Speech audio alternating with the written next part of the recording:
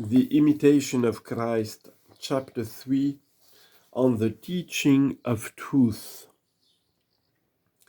Happy the man who is instructed by truth itself, not by signs and passing words.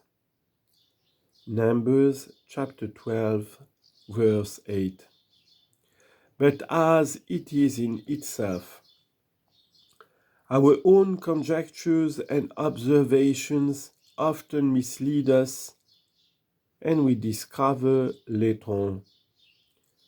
Of what value are lengthy controversies on deep and obscure matters when it is not by our knowledge of such things that we shall at length be judged?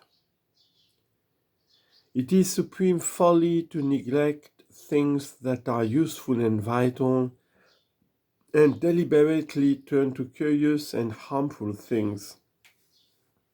Truly, we have eyes and see not.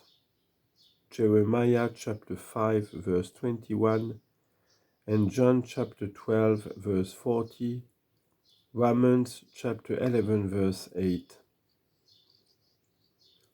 For what concern to us are such things as genera and species? Those to whom the eternal word speaks are delivered from uncertainty. From one word proceed all things. John chapter 1 verse 3. And all things tell of him. It is he, the author of all things, who speaks to us.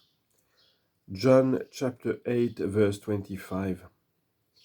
Without him, no one can understand or judge aright, but the man to whom all things are one, who refers everything to one, and who sees everything as in one, is enabled to remain steadfast in heart and abide at peace with God.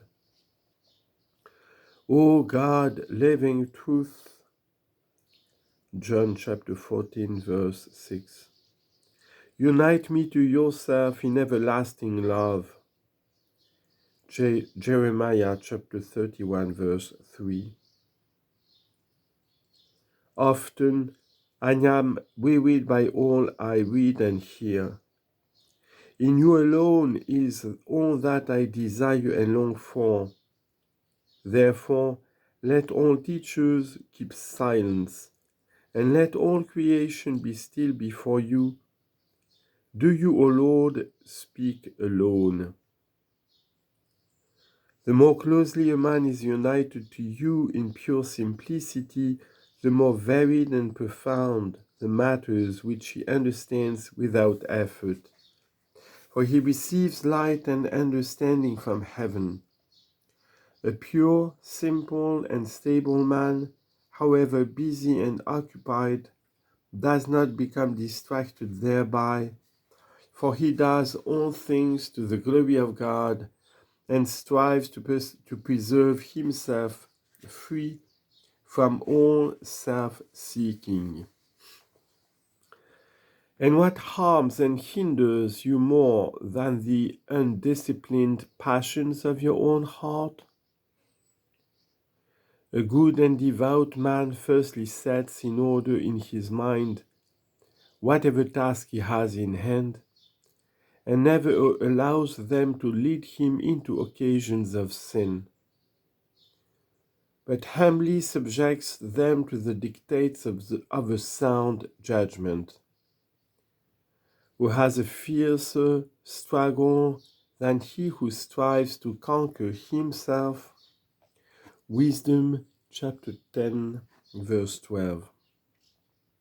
Yet this must be our chief concern, to conquer self, and by daily growing stronger than self, to advance in holiness.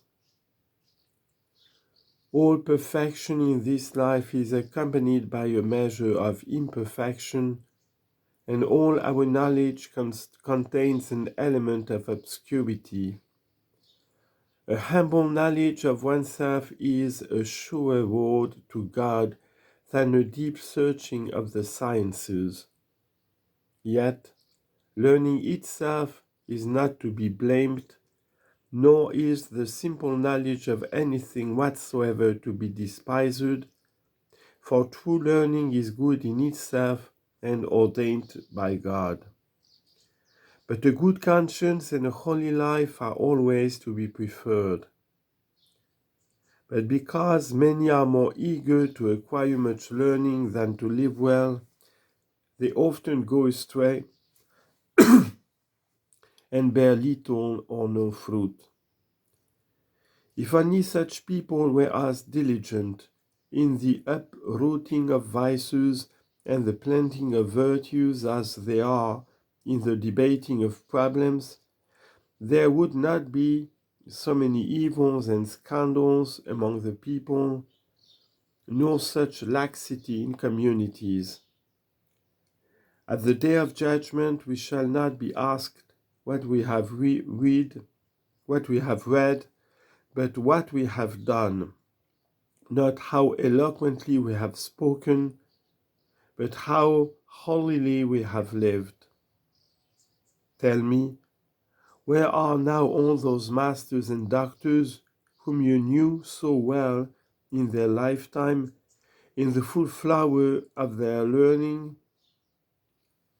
Other men now sit in their seats, and they are hardly ever called to mind. In their lifetime they seemed of great account, but now no one speaks of them. Oh, how swiftly the glory of the world passes away. 1 John chapter 2 verse 17.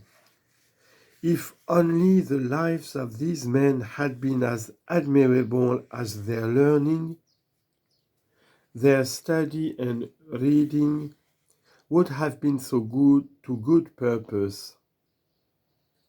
But how many in this world care little for the service of God and perish in their vain learning, because they choose to be great rather than humble, they perish in their own conceit.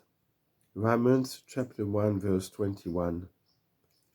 He is truly great who is great in the love of God. He is truly great who is humble in mind and regards earth's highest honors as nothing.